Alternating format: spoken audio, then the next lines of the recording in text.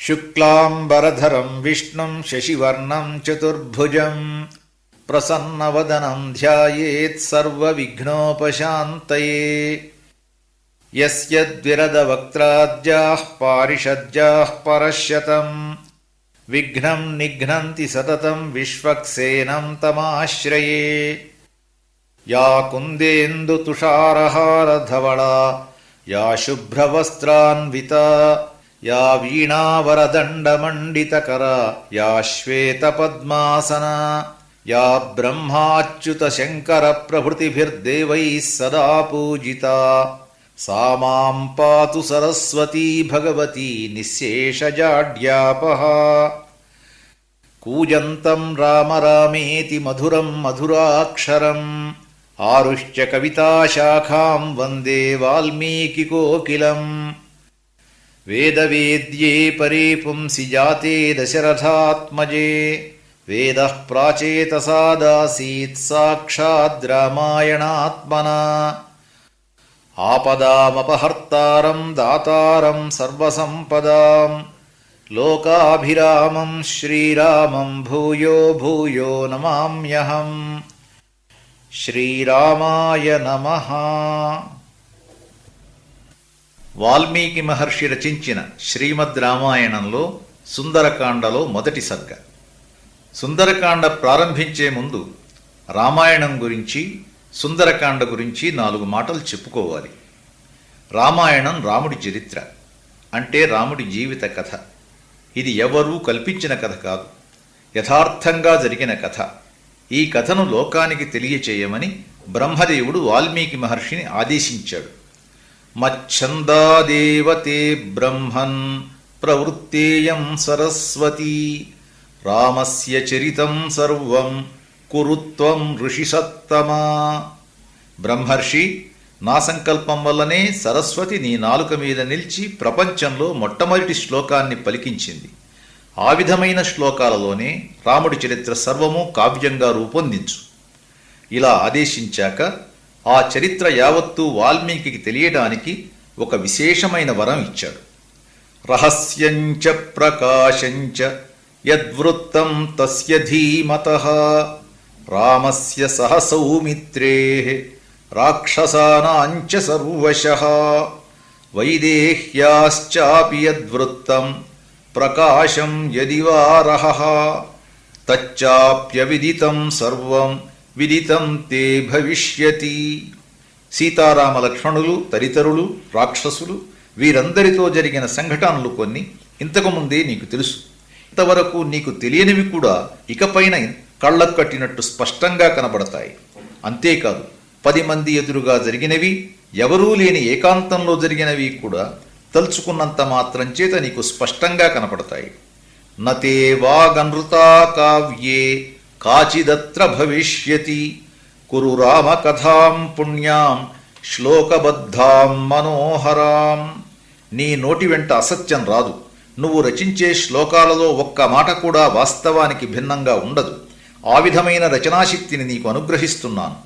ఆ శక్తితో మనోహరమైన రామకథను చక్కని శ్లోకాలతో ఒక మహాకావ్యంగా రూపొందించు. యావత్ స్థాస్యంతి గిరయః సరితశ్చ మహీతలే తావద్రామాయణ కథ లోకేషు ప్రచరిష్యతి. లోకంలో పర్వతాలు నిలిచి ఉన్నంతకాలం, నదులు ప్రవహించినంతకాలం, అంటే ఈ భూమి ఉన్నంతకాలం, దీని మీద ప్రాణికోటి జీవించి ఉన్నంతకాలం నువ్వు రచించే రామాయణ కథను ప్రజలు చదువుతూనే ఉంటారు. ఇలా లోకపితామహుడైన బ్రహ్మదేవుడు ఆదేశించగా వాల్మీకి మహర్షి రూపొందించిన రామాయణం మనందరి హృదయస్పందన అయింది. కొన్ని వేల సంవత్సరాలుగా మనందరికీ సకల శ్రేయస్సులు అందిస్తోంది. ఈ రామాయణంలో సుందరకాండ 5వ కాండ.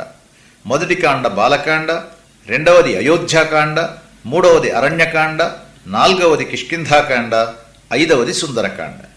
ఈ కాండలో కథ అందరికీ తెలిసిందే.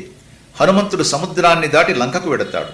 లంకలో సీతను చూస్తాడు, ఆమెతో మాట్లాడతాడు, అశోకవనాన్ని భగ్నం చేస్తాడు, విరోధి రాక్షసులను సంహరిస్తాడు, లంకాదాహం చేస్తాడు, తిరిగి సముద్రం దాటి యువతలి తీరానికి వస్తాడు.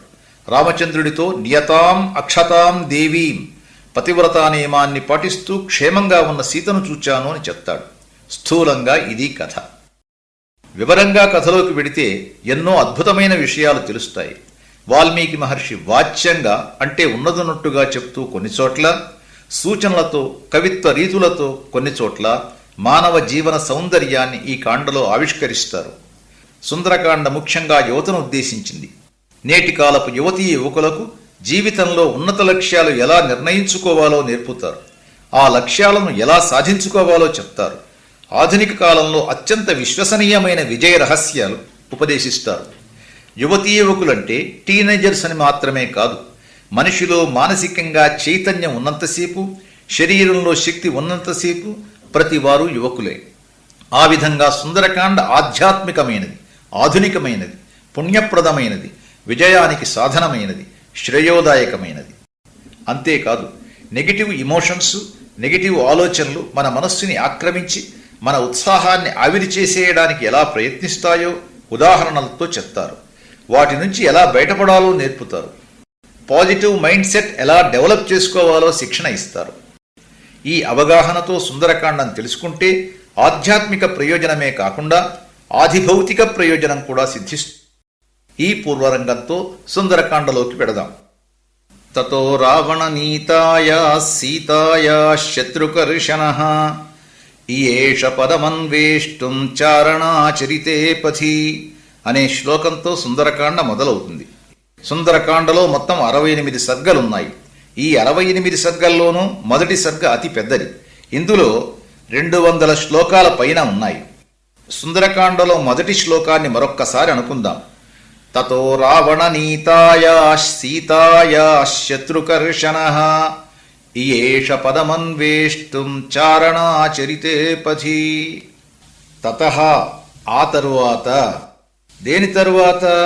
రావణుడు జనస్థానంలో సీతను అపహరించిన తరువాత, సీతను వెదుకుతూ ఋష్యమూక పర్వతం చేరిన రామలక్ష్మణులకు సుగ్రీవుడితో మైత్రి ఏర్పడిన తరువాత, రాముడు వాలిని వధించి సుగ్రీవుడికి వానరరాజ్యం పట్టం కట్టిన తరువాత, సీతాన్వేషణ కోసం సుగ్రీవుడు వానరసేనా నాయకులను భూమి 4 దిక్కులకు పంపిన తరువాత, అంగదుడి నేతృత్వంలో దక్షిణ దిశకు వెళ్లిన వానరులకు సీత దక్షిణ సముద్రానికి అవతలి ఒడ్డున లంకలో ఉన్నదని తాను స్పష్టంగా చూశానని సంపాతి చెప్పిన తరువాత, వానర వీరులు సముద్ర తీరం చేరి 100 యోజనాల సముద్రాన్ని దాటి తిరిగి వచ్చే సామర్థ్యం తమలో ఎవరికీ లేదని నిస్పృహ చెంది ప్రాయోపవేశానికి పూనుకున్న తర్వాత, జాంబవంతుడు హనుమంతుడికి అతడి అపారమైన శక్తిని జ్ఞాపకం చేసి సముద్రాన్ని దాటి సీతజాడ తెలుసుకురమ్మని ప్రోత్సహించిన తరువాత, హనుమంతుడికి సముద్రాన్ని దాటి తిరిగి వెనక్కి రాగలనని విశ్వాసం కలిగిన తరువాత,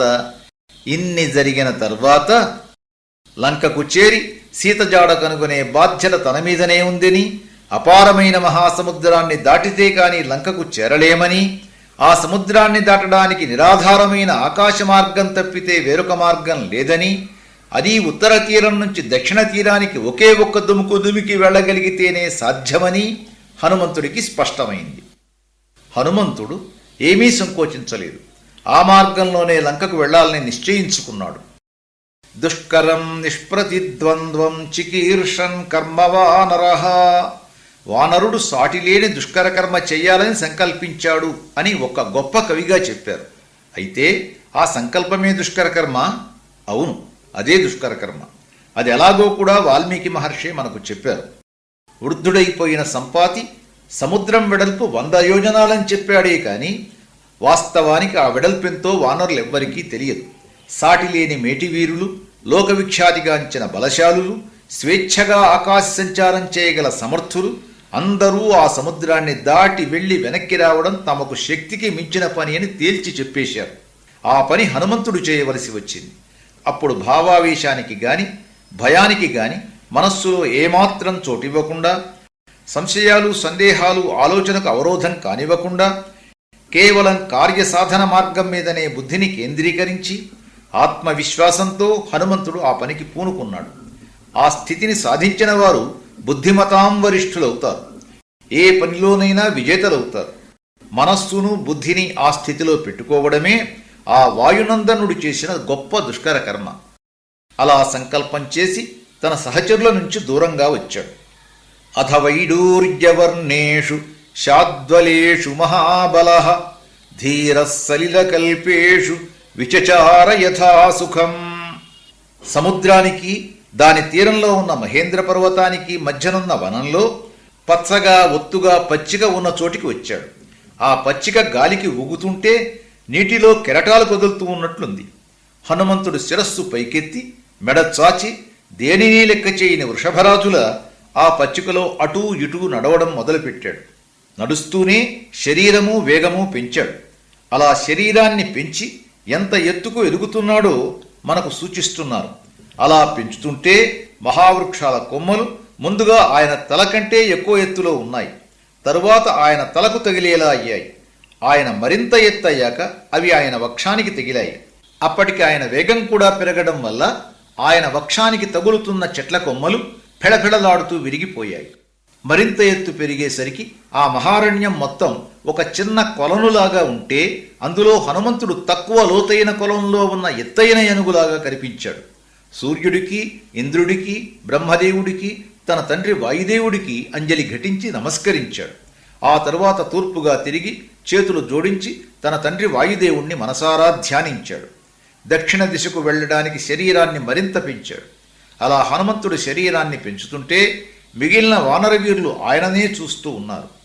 సముద్రాన్ని దాటడానికి ఎంత ఎత్తులో వెళ్ళాలి అని ఆలోచించి చారణులు సంచరించే చాలా ఎత్తైన మార్గమే తనకు అనువైనదని ఎన్నుకున్నాడు. ఆ మార్గంలో వెళ్ళడానికి కావలసిన వేగం పుంజుకొనేలా పైకి ఎగిరేటప్పుడు తన పాదాల ఒత్తిడిని తట్టుకునేందుకు తగిన ప్రదేశం మహేంద్ర పర్వతమేనని నిర్ణయించుకున్నాడు. ఆ పర్వతం నిండా అనేక గుహలు కలుగులు ఉన్నాయి కనుక తాను ఎగిరినప్పుడు పాదాలు దిగబడిపోకుండా ఉండాలంటే గుల్లగా ఉన్న ప్రాంతాలన్నీ మూసుకుపోయి పర్వతం గట్టి రాయిలా అయ్యే వరకు దాన్ని అణగదొక్కాలనుకున్నాడు. శరీరం మరింత పెంచి బాహుభ్యాం పీడయామాస చరణాభ్యాంచ పర్వతం. ఆ మహేంద్ర పర్వతాన్ని చేతులతో అదిమాడు. అది కొంత గట్టిపడింది. తరువాత పాదాలతో తొక్కడం ప్రారంభించాడు. ముందుగా పెద్ద పెద్ద గుహలు మూసుకుపోవడం మొదలుపెట్టాయి. వాటిలో ఉండే జంతువులు వినేదుర్వికృత ఈశ్వరై భయంతో కీచుమని అరుస్తూ పారిపోయాయి. క్రమంగా గుహలు మూసుకుపోయాయి. హనుమంతుడు మరింత గట్టిగా తొక్కుతుంటే గట్టి రాళ్ల మధ్య ఉండే చిన్న చిన్న కలుగులు కూడా మూసుకుపోవడం మొదలుపెట్టాయి. ఆ కలుగుల్లో ఉన్న విషసర్పాలు తమనెవరో ఏదో చేస్తున్నారని కోపంతో బయటకు వచ్చి అక్కడ ఎవరూ కనబడకపోవడంతో పక్కనే ఉన్న బండరాళ్లను కాటువేశాయి. వాటి ఘోర విషాగ్ని జ్వాలలకు ఆ రాళ్లు వేలాది ముక్కలుగా పేలిపోయి కాలిపోయాయి. ఆ పర్వతం మీద ఉన్న దట్టమైన అడవుల్లో ఎన్నో గొప్ప ఓషధులున్నాయి. ఆ ఓషధులు ఎటువంటి విషానికైనా వెరుగుడుగా పనిచేస్తాయి. అటువంటి ఓషధులన్నీ కలిసి కూడా ఆ సర్పాలు కక్కిన విషాగ్ని జ్వాలల్ని ఆర్పలేకపోయాయి. పర్వతం గట్టిగా ఒకే రాయిలో నొక్కుకుపోతుంటే దానిమీద నీటి వనరుల్లో ఉన్న నీరు ధారలుగా క్రిందకు ప్రవహించింది. ఆ పర్వతం మీద ఉన్న బంగారు, వెండి, నీలం రంగు శిలలు చూర్ణమై ఆ పొడి రంగురంగుల చారలుగా పర్వతం మీద పరుచుకుంది. హనుమంతుడి బలానికి పర్వతం ఊగిపోతుంటే దానిపైనున్న చెట్ల నుండి పువ్వులు జలజలారాలే. సర్వత సంవృత శైలో బభౌ పుష్పమయో యథా. ఆ పుష్పాలు పర్వత సానువుల నిండా పరుచుకొని అదొక బండరాళ్లతో నిండిన కొండలా కాకుండా పుష్పమయమైన గిరిలా పుష్పాలతో అలంకరించిన కొండలా కనిపించింది. ఆ మహేంద్ర పర్వతం దట్టమైన అడవులతో అత్యంత రమణీయమైనది, ప్రశాంతమైనది కావటంతో దానిమీద ఎందరో మునులు ఒకచోట తపస్సు చేసుకుంటున్నారు. అక్కడి ప్రకృతి అందాలకు ఆకర్షితులై యక్ష, కిన్నర, గంధర్వులు సపరివారంగా వేరొక చోట విహరిస్తున్నారు. ఇంకొక చోట విద్యాధరులు తమ భార్యలతో విహరించడానికి వచ్చారు. వారు పెద్ద పెద్ద పాత్రలతో మద్యాలు, మాంసాలతో చేసిన వంటకాలు, నలుచుకొందుకు భక్ష్యాలు, నాలిక్కు రాసుకొందుకు లేహ్యాలు తెచ్చుకున్నారు. వారంతా శుద్ధి చేసిన ఎద్దు చర్మాలు పరుచుకొని విశ్రాంతిగా కూర్చొని పొడవైన సన్నని బంగారు పాత్రల్లో అంటే గ్లాసుల్లో పోసుకొని మద్యం సేవిస్తున్నారు. హనుమంతుడి పదగట్టనానికి ఆ పర్వతం ఊగిపోతూ అణిగిపోతూ ఉంటే ఎవరో ఈ పర్వతాన్ని పొగలగొడుతున్నారనుకొని అక్కడున్న తపస్సులు తమ తపశ్శక్తితో ఆకాశంలోకి వెళ్ళిపోయారు. విద్యాధరులు తాము తెచ్చుకున్న మద్యం పాత్రలు, వంటలు, బంగారు వరలున్న ఖడ్గాలు ఎక్కడివక్కడే వదిలి భార్యలతో కలిసి ఆకాశంలోకి ఎగిరిపోయారు. ఆ ఋషులు, విద్యాధరులు ఆకాశంలో నిలిచి ఉండగల తమ మహావిద్యతో పైన నిలచి కిందకు చూశారు. అంతలో వారికి తమ కంటే ఎత్తులో ఉన్న చారణుల మాటలు వినిపించాయి. ఆహా, హనుమంతుడు రాముడి కోసం, వానరుల కోసం అనితర సాధ్యమైన సముద్రలంఘనానికి పూనుకున్నాడు.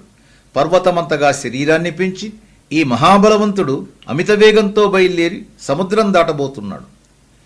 అంతలో పర్వతం ఏమాత్రం గుల్లగా లేకుండా గట్టిపడింది. హనుమంతుడు పర్వతం మీద నిలబడ్డాడు. క్రిందకు చూస్తున్న విద్యాధరులకు పర్వతం మీద నిలబడిన మరొక పర్వతంలా ఉన్న హనుమంతుడు కనిపించాడు. వారు జరిగింది గ్రహించి తమ భయానికి తామే నవ్వుకున్నారు. హనుమంతుడు ఒకసారి రోమాలు విదిరించి మహామేఘంలా గర్జించాడు. తోక జాడించి వీపు మీద నిలువుగా నిలబెట్టాడు.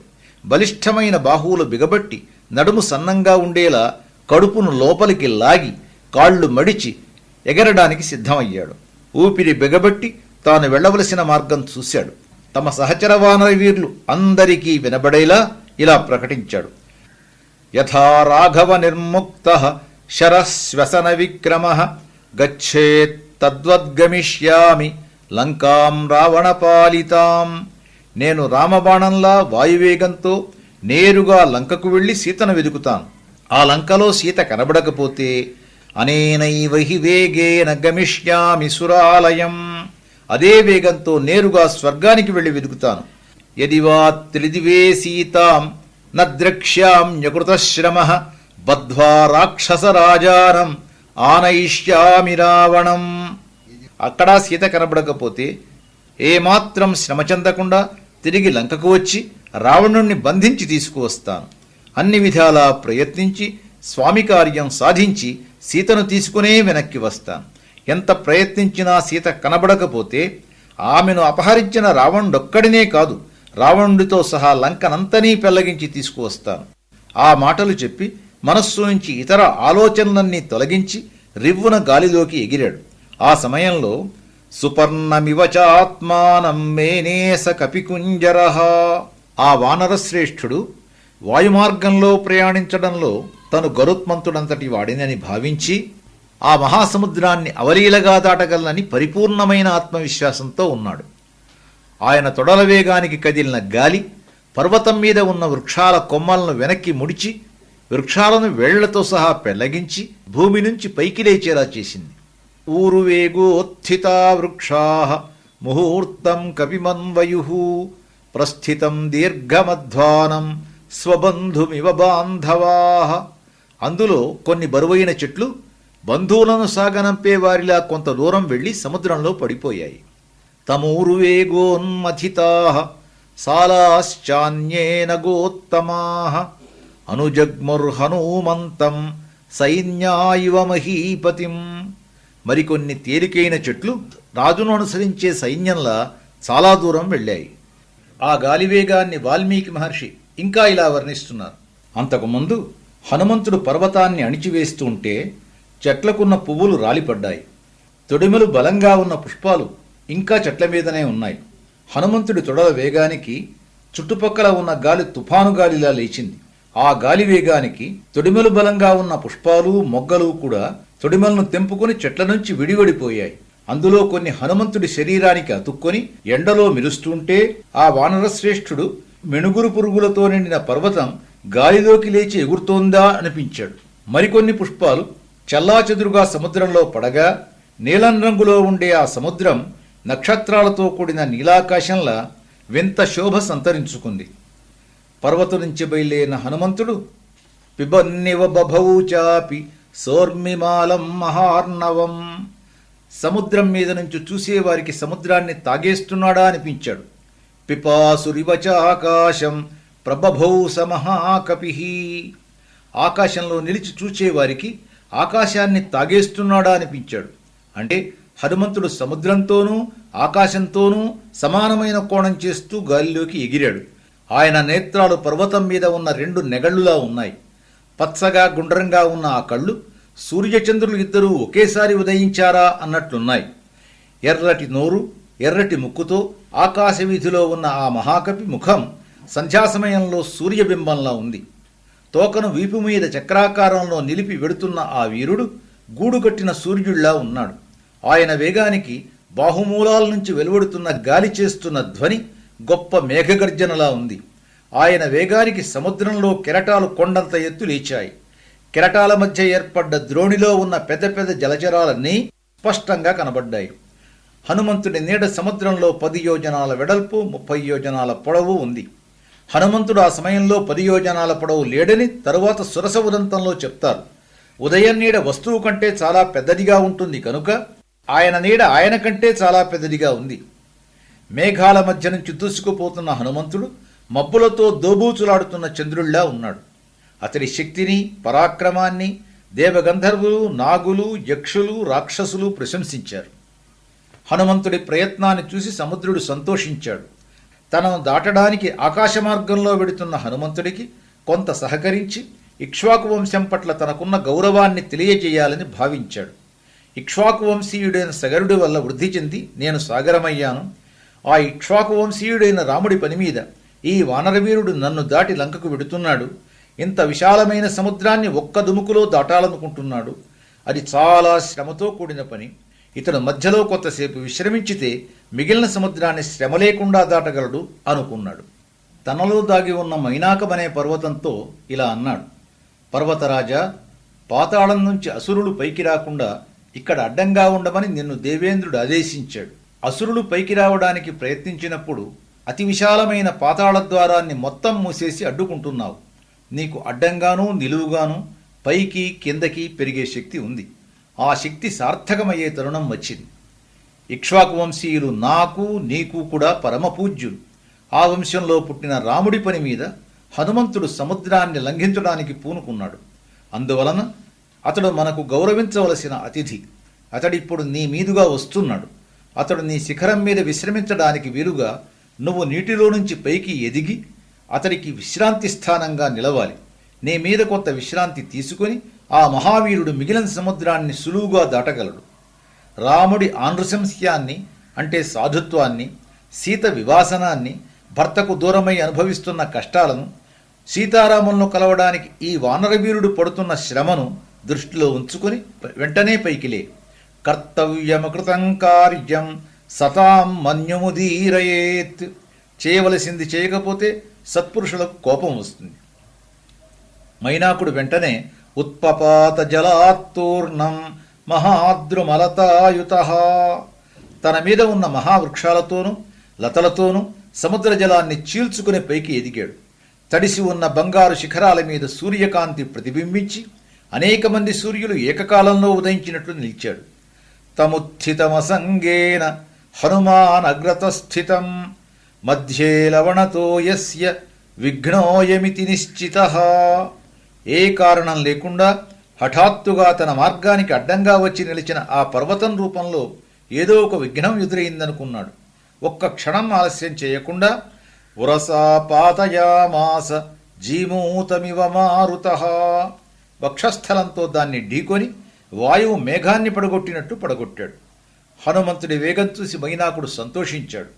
మనుష్య రూపం ధరించి తన శిఖరం మీద నిలిచి ఇలా అన్నాడు: వానరోత్తమ, ఆకాశ సంచారం చేయగల వానరులెందరో ఉన్నారు.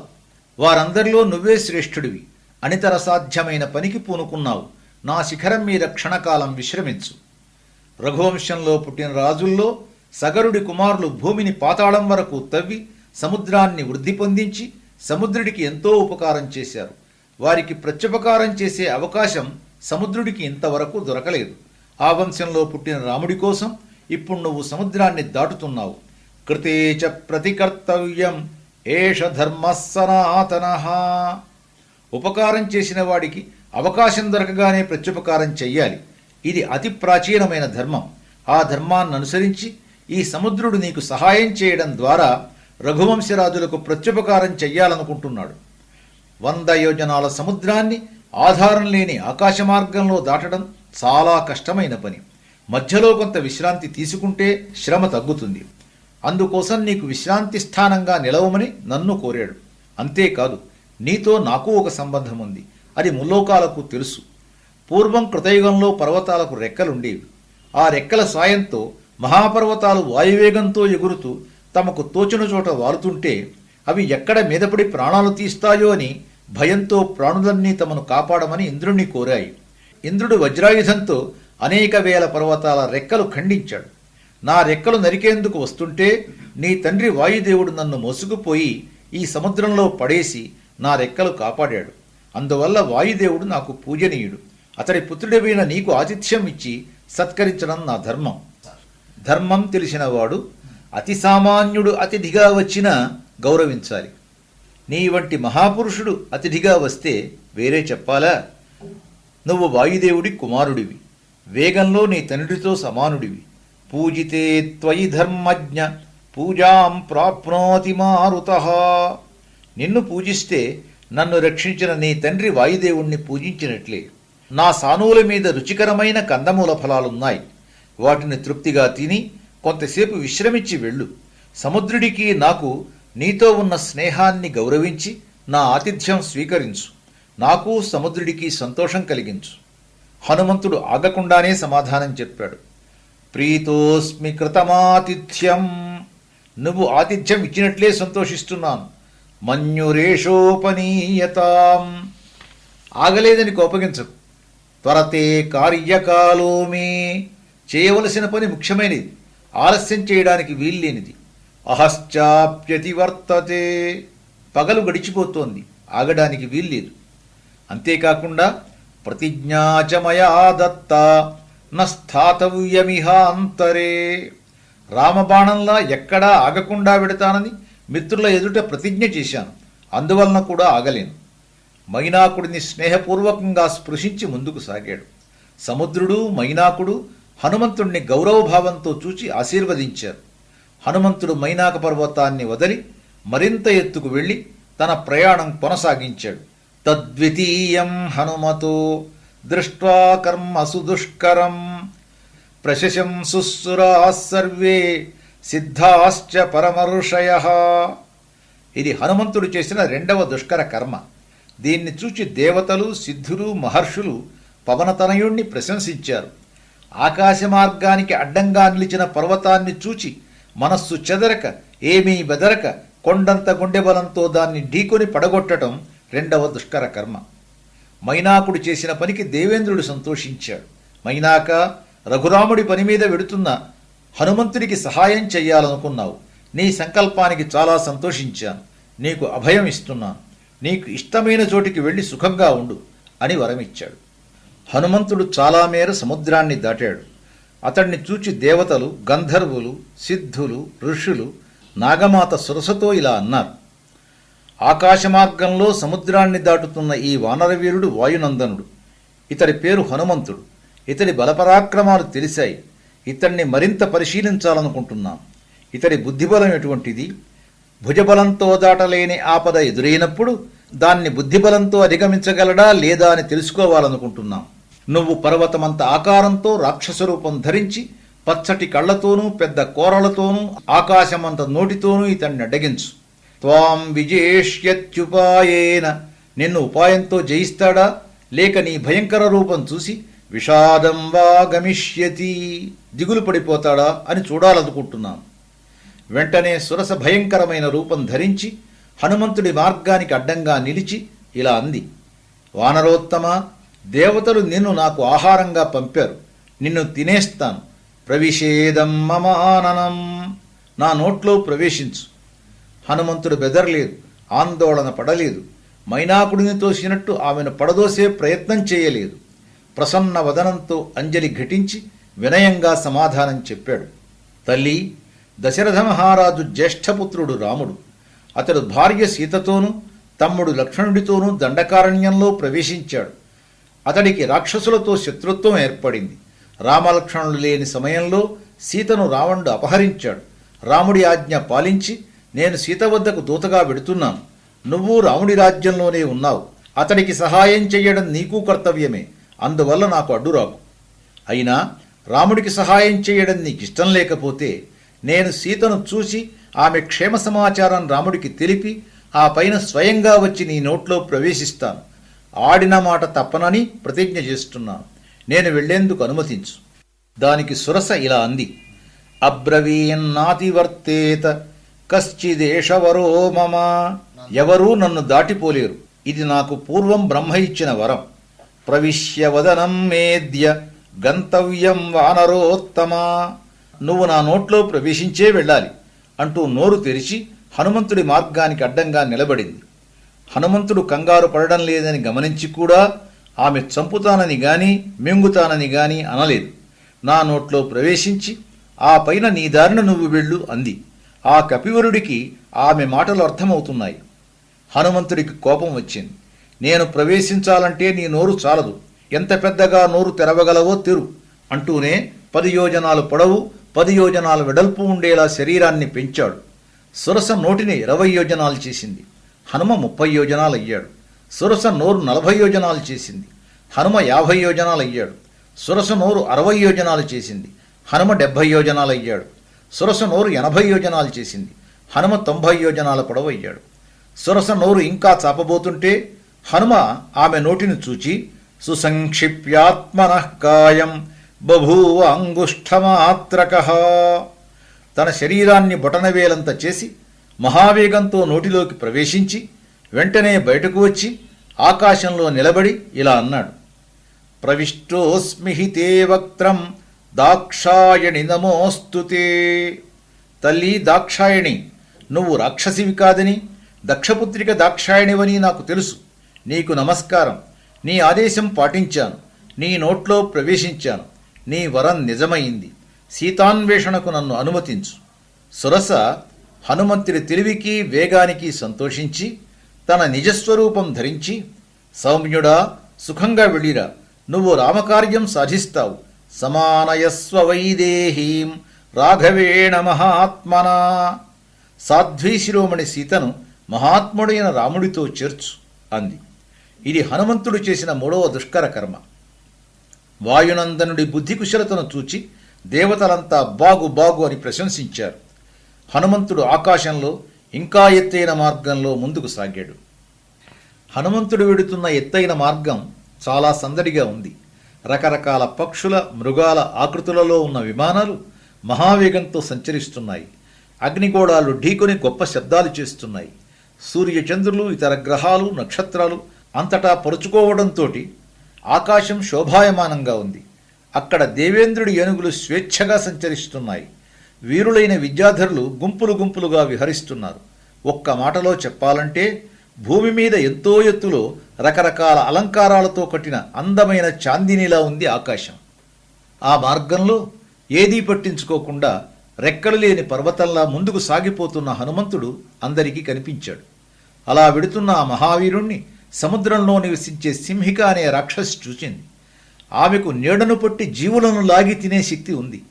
చిరకాలానికి తనకు పెద్ద జంతువేదో ఆహారంగా దొరికిందని ఆనందించి శరీరాన్ని నోటిని పెంచింది. వానరుడి నీడను పట్టి లాగుతూ నోటిని తెరచి సముద్రంలో నుంచి పైకి లేచింది. కంటికి ఏ ఆటంకమూ కనబడకపోయినా తన వేగం ఎందుకు తగ్గిపోతోందో హనుమంతుడికి అర్థం కాలేదు. ఎదురుగాలికి కదలలేకుండా ఉన్న నౌకలా అయిపోయాడు. ఎవరో ముందుకు కదలకుండా వెనక్కి లాగుతున్న అనుభూతి కలిగింది.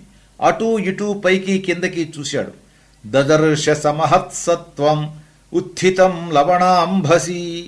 సముద్రం నుంచి లేస్తున్న మహాజంతువు కనబడింది. దక్షిణ సముద్రంలో ఛాయాగ్రాహి నీడను పట్టి లాగేదైన బలమైన జంతువు ఉందని సుగ్రీవుడు చెప్పాడు. ఆ జంతువు సింహిక ఇదే అయ్యుంటుంది అనుకున్నాడు. వెంటనే శరీరం పెంచాడు. హనుమంతుడు ఎంత పెరిగితే సింహిక అంత పెద్దగా నోరు తెరిచి ఆ కపివీరుడి వైపు దూసుకు వెళ్ళింది. పాతాళద్వారంలా ఉన్న ఆమె నోరు, దానిలో నుంచి ఆమె ప్రాణాధార స్థానాలు స్పష్టంగా కనబడుతున్నాయి. వెంటనే హనుమంతుడు తన శరీరం చాలా చిన్నది చేసి ఆమె నోటిలోకి దూకాడు. కనురెప్ప పాటులో పదునైన గోళ్లతో ఆమె గుండెను ఛేదించి మనోవేగంతో బయటకు వచ్చాడు. ఇది హనుమంతుడు చేసిన 4వ దుష్కర కర్మ. అంత భయంకరమైన జీవిని అవలీలగా సంహరించి ఆ వీరాగ్రేసరుడు ఏమీ జరగనట్టే వేగం పెంచి లంక వైపు దూసుకుపోయాడు. ప్రాణాలు కోల్పోయిన సింహిక సముద్రంలో పడిపోయింది. ఆ భీమకర్మ అంటే భయంకరమైన కార్యం చూసి ఆకాశంలో ఉన్న సిద్ధ గంధర్వాదులు సంతోషించి ఇలా అన్నారు. వానరోత్తమ, ఇంత గొప్ప జంతువును చంపి భయంకరమైన కార్యం సాధించావు. నువ్వు తలపెట్టిన పనిలో విజయం నిన్ను తప్పక వరిస్తుంది. నీలా ఎవరికైతే ధృతిర్దృష్టిర్మతిర్దాక్ష్యం సకర్మసు నసీదతి. ధృతి అంటే ధైర్యం, దృష్టి అంటే ఆలోచనాశక్తి, ముందు చూపు, మతి అంటే తెలివి, దాక్ష్యం అంటే నేర్పు. ఈ 4 ఉంటాయో వారెప్పుడూ తలపెట్టిన పనిని తప్పక సాధిస్తారు. సతై సంభావిత పూజ్య ప్రతిపన్న ప్రయోజన జగామాకాశమావిశ్య పన్నగాశనవత్కపి. అందరూ ఇలా పొగుడుతున్నా హనుమంతుడు ఇవేవీ మనస్సుకు చేరనీయకుండా తాను చేయవలసిన పని మీదనే మనస్సు లగ్నం చేసి గరుత్మంతుడిలా ఆకాశ మార్గంలో ముందుకు సాగాడు. 100 యోజనాలు గడిచి సముద్రానికి అవతలి ఒడ్డు చేరుతుంటే దూరంలో చెట్లు కనపడ్డాయి. లంకను చేరుతున్నానని తెలుసుకొని తన శరీరం ఒకసారి చూసుకున్నాడు. ఆకాశం కనబడకుండా ఆవరించిన మహామేఘంలా ఉన్నాడు. అంత శరీరంతో ఉన్న తన్ను చూస్తే రాక్షసులు ఇతడెవరాయన కుతూహలం కలిగి అడ్డగిస్తారని గ్రహించి తన శరీరాన్ని సహజ పరిమాణానికి తగ్గించాడు. సముద్ర తీరంలో కనువిందు చేసే వనాలు, వాటి మధ్య త్రికూట పర్వత శిఖరం మీద అందంగా ఉన్న లంకానగరం కనబడ్డాయి. త్రికూట పర్వతానికి సమీపంలో ఉన్న లంబ పర్వత శిఖరం మీద దిగాడు. స్వస్తి.